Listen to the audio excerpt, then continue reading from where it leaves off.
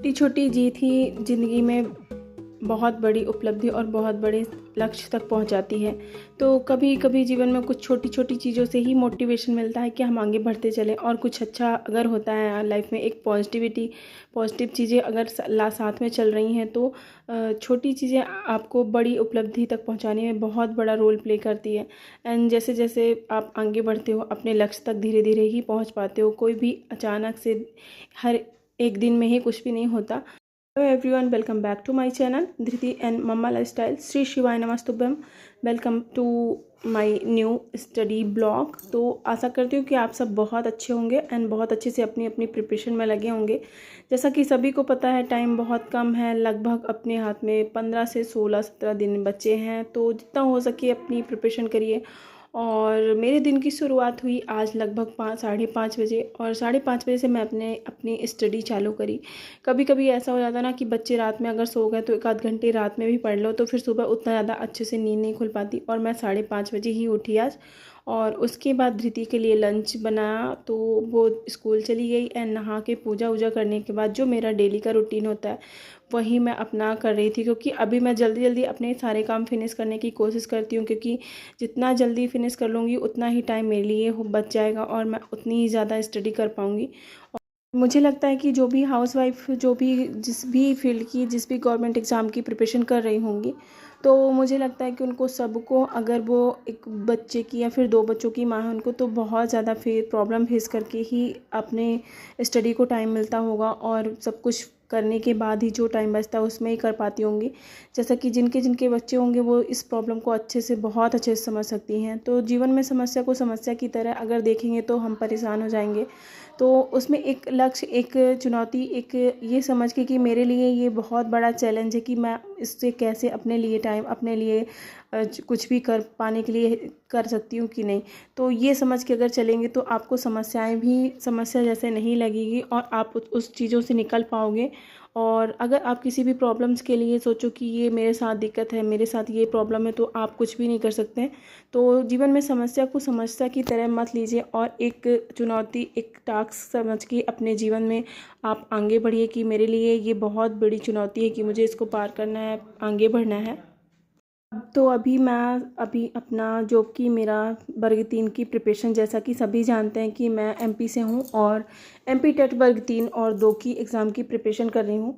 तो मैंने 1-1.5 घंटे पढ़ाई करी, फिर इनको लग आई भूख, मतलब इनको मेरा पढ़ना पसंद ही नहीं है। तो दोपहर का जो मेरा स्लॉट था, तो उसमें मैंने अभी अपना जो कि ईबीएस का चैप्टर है और सीडीपी का, मैं 2 ही सब्जेक्ट को थोड़ा सा ज़्यादा फोकस कर रही हूँ, क्योंकि सुबह के टाइम में मैथ और जो मेरे बाकी के सब्जेक्ट रहते हैं, हिंदी हो गया, संस्कृत हो गया, बाकी वो सुबह टाइम में कंप्लीट कर लेती हूँ। तो शाम का थोड़े से बड़े बड़े चैप्टर रहते हैं ना, तो इनको लगभग मेरा ईवीएस का 2 ही चैप्टर बचा है, जो कि आज कंप्लीट हो जाएगा। और लगभग इसका सीडीपी का अभी 5-7-8 चैप्टर मेरे बचे हुए हैं, जो कि अभी कंप्लीट नहीं हुए हैं। तो उसको मुझे कंप्लीट करना है। एंड लगभग मैं कोशिश करती हूँ कि मेरे 2 से 4 चैप्टर, मतलब 2-2 चैप्टर सभी सब्जेक्ट के मैं दोनों टाइम का मिला के स्टडी कर लूँ। क्योंकि रात में ऐसा हो जाता है ना कि दीदी को स्कूल सुबह जाना होता है, तो मुझे उसको जल्दी से सुला के, एक मतलब खाना खिला के और सुलाना पड़ता है, जिससे वो टाइमली, मतलब प्रॉपर स्कूल के लिए उठ पाए अपने टाइम में, फिक्स टाइम में।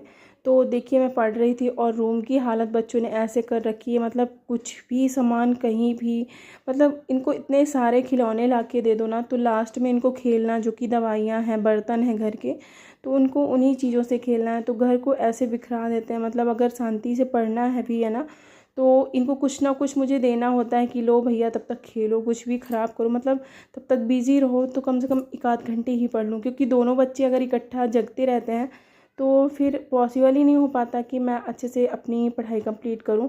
तो लगभग शाम का 7 बजे का टाइम था, जो कि मैं आज 5 बजे से 7 बजे तक थोड़ा सा 2 घंटे पढ़ी, मतलब बीच में ब्रेक ले लेके। क्योंकि कभी सिर्फ को भूख लगाती है, तो कभी इनको पॉटी जाना होता है, तो कभी धृति को भूख लगाती है, तो कभी कुछ, तो मतलब कंटिन्यू मेरी पढ़ाई नहीं हो पाती। और एक हाउसवाइफ को बहुत सारी प्रॉब्लम फेस करके पढ़ाई करना, मतलब कहना आसान होता है, लेकिन वही जानती होंगी जो कि इस चीज़ में अपनी तैयारी कर रही हैं और इस फील्ड में है। तो तब अभी का 15 दिन अगर बचा है, तो उसमें कंटिन्यू लगता है ना कि 4-6 घंटे अगर मिल जाएं तो बहुत मतलब पढ़ सकते हैं। तो उसमें भी ऐसा होता है ना कि बीच बीच इन बच्चों को कहीं भूख कहीं कुछ इनको लगा ही रहता है।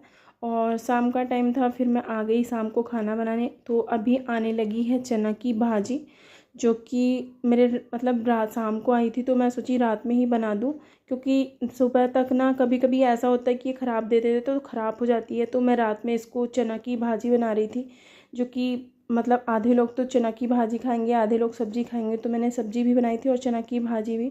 तो शाम का टाइम ऐसा रहता है, मतलब बच्चों का भी ऐसा है कि अभी जो ये भाजी बन रही है तो ठीक है, धृति खाएगी तो ठीक है, नहीं वरना शिव को कुछ मुझे फिर अलग बनाना पड़ता है। तो इनके लिए मुझे खाने पीने का भी और देखना पड़ता है। तो सिर्फ ऐसा है, उसकी थोड़ा सा हेल्थ इश्यूज़ है थोड़ा सा उसके साथ पर्सनली, तो उसको मैं शेयर नहीं कर सकती सबके साथ में। बाकी सिर्फ को मैं बहुत ज़्यादा ध्यान देती हूँ कि उसको खाने पीने का मतलब टाइमली उसको जितना भी हो सके न्यूट्रिशन वाली चीज़ें देने की कोशिश करती हूँ ना। और कभी कभी कोई कोई बच्चे ऐसे होते हैं ना कि उनको कितना भी ज़्यादा खिला पिला दो, उनकी हेल्थ थोड़ा सा दुबले पतले टाइप के रहते हैं। प्लस मेरे शिव के साथ थोड़ा सा उसकी हेल्थ प्रॉब्लम्स भी हैं, तो उसकी वजह से है। तो आप सभी कमेंट करके बताना कैसी चल रही आप सबकी वर्ग 3 की प्रिपरेशन। और अभी तो विनर्स में लगभग चैप्टर वाइज आपके टेस्ट भी उसमें अवेलेबल हैं, तो थोड़ा सा अभी थोड़ा सा इजी लगने लगा कि कम से कम 1-1.5 घंटे जाता था टेस्ट देने में ना। तो ये लगता है कि चलो चैप्टर वाइज हैं, तो जो चैप्टर आपका कंप्लीट हुआ तो आप उसके टेस्ट दे सकते हैं उसमें। और उसमें टाइम भी समझ में आता है कि चलो इसका टेस्ट दिया तो इतने मार्क्स। तो आज मैंने CDP का दिया था, तो उसमें 20 क्वेश्चन है, जिसमें आपके सभी सब्जेक्ट के चैप्टर के, जो कि CDP का मैंने दिया था, तो उसमें मेरे 17 सही हुए थे, बाकी मेरे 3 गलत थे। तो और संस्कृत में मैं थोड़ा सा ख़राब मतलब देखा जाए तो इतने ज़्यादा अच्छे नहीं थे मेरे, केवल 12 मार्क्स उसमें सही थे, बाकी 8 गलत थे।